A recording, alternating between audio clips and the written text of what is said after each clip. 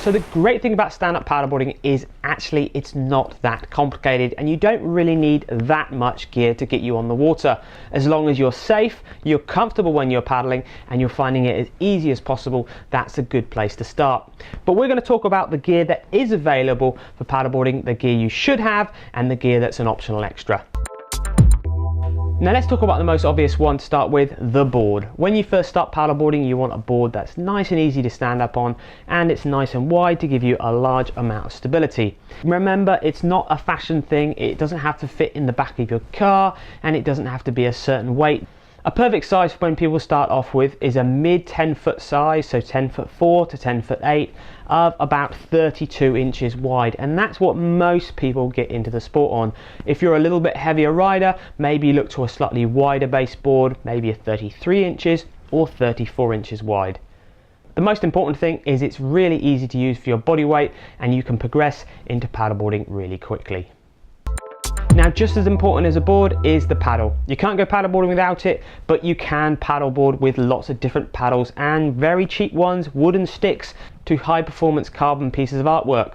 As long as the paddle is the right length for you, not too long and not too short, approximately 6 to 8 inches above your head is a good place to start when you first start paddleboarding.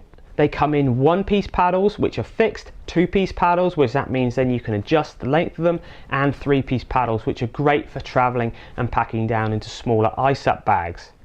The most important thing to look out for when you're buying a paddle isn't actually the weight of the paddle. That's more of a nice thing to have, a lightweight paddle. It's actually the blade size. You don't want to have a blade size of the paddle down here too big. If it's too big, you'll load up your shoulders and you might cause yourself an injury. You're better off going for a smaller blade size than a bigger blade size. But if you are a bigger, taller person and have more muscles around your shoulders, you definitely can go for a bigger blade size than a smaller person.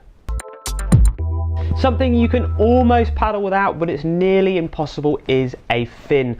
Very simple, but if you do forget it, you will be going around in circles. The fin is there basically to help you track or move in a straight line. It causes drag at the back of the board, and it slows the back of the board down, which then means you paddle in a straight line in simple terms.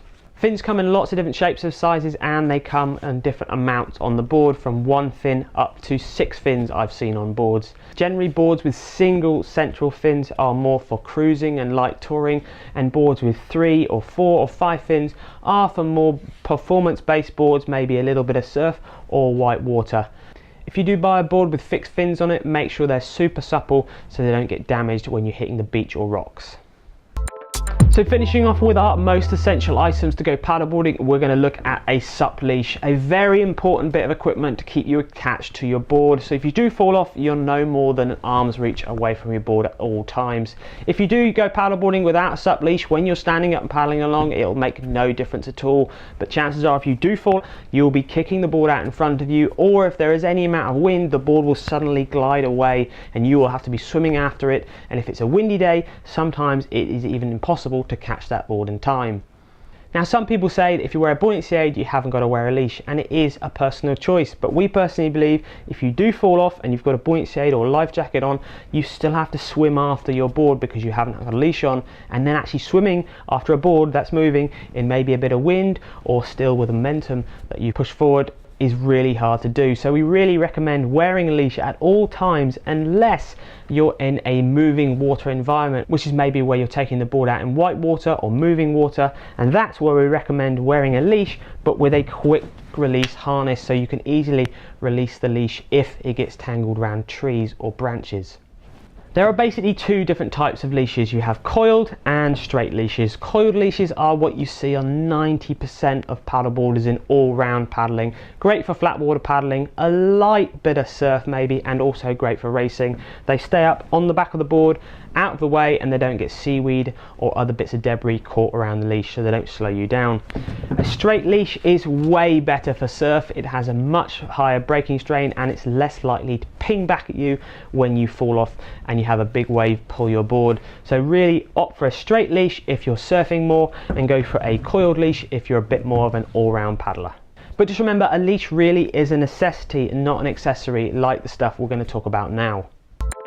So personal buoyancy, we've got buoyancy aids, life jackets, or the waist buoyancy aids you see a lot of people paddling with now. A great idea if you're not very water confident, and some places around the world you have to have a buoyancy aid on your board, which is why you see them tucked in up at the bungee straps at the front there. To be honest, if you do fall in and you have an issue and your buoyancy aid is on the front of your board, you can't actually get to it, so that's more for ticking the boxes of the local law enforcements. Buoyancy aids are a real personal choice, and if you haven't got very much confidence, we can really recommend them. The problem with buoyancy aids is when you go to climb back on the board, especially if you're using a 6-inch thick board, which is higher out of the water, it is harder to get yourself back onto the board because you have an extra 2 or 3 inches of padding around your chest. That's something to bear in mind. The waist strap inflatable life jackets that you see a lot of people paddling with are great. They don't hinder your paddling movement, and they do offer you a large amount of support when you have them on and inflated. But remember, you have got to put them on, and the buoyancy aid, it is on all the time. Now, looking at what to wear on the water, there's a lot of different things you could wear on the water, and there's some really good SUP specific clothing coming out at the moment.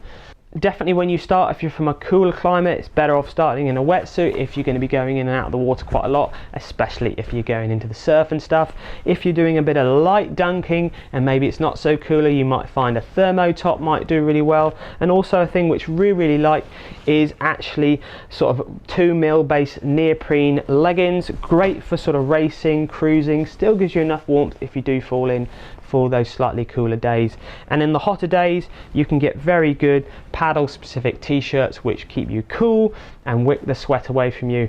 That's a great little thing if you're paddling in warmer countries but actually still want to keep covered up, and they still offer you a little bit of wind protection and obviously from the sun. When it comes to footwear on paddleboards, if you can get away with it, it's always best to go barefoot because you will get the best amount of grip, and also you will reduce the chance of you getting cramp. Sometimes if you wear shoes or even flip-flops, your toes struggle to get the grip on the base of the board and you will end up getting cramp on the base of your feet. Some of you might have experienced that already. So if you can, try and get away by just having barefoot. If you can't, then obviously a good pair of wetsuit boots would be better, and it also keeps you nice and warm. Flip-flops are great to get you down to the water's edge, and then you can stash them under the front of the board. You definitely want to stay away from, I don't know what you call it in the States, but we call them Wellington boots. Big sort of rubber boots that go around to keep you nice and warm, nice and dry, but if you do fall off, they're just going to fill up water and they could be a bit of a danger and pull you down. So that isn't really a good thing to wear on the water. A good pair of wetsuit boots, or if you can, go bare feet. Dry bags and stuff to keep your kit safe and dry. Dry bags are great, available in lots of different sizes from 5 litres up to 65 litres. Really easy at stashing under the bungee straps of boards there and keeping your stuff safe and dry. If you want to keep something around your waist, we found this board, I think this one's from Overboard.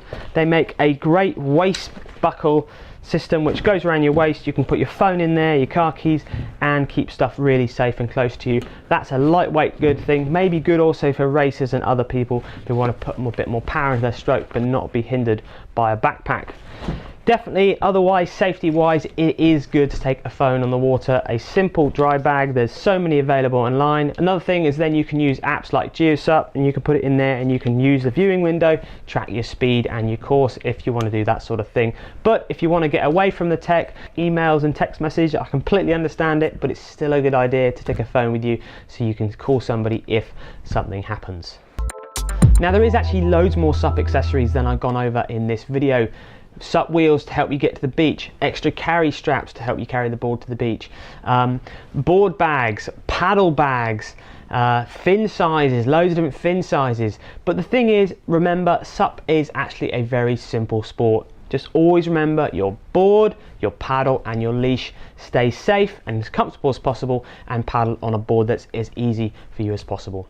So until next time, we'll see you on SUP Boarder or on YouTube. Thanks a lot.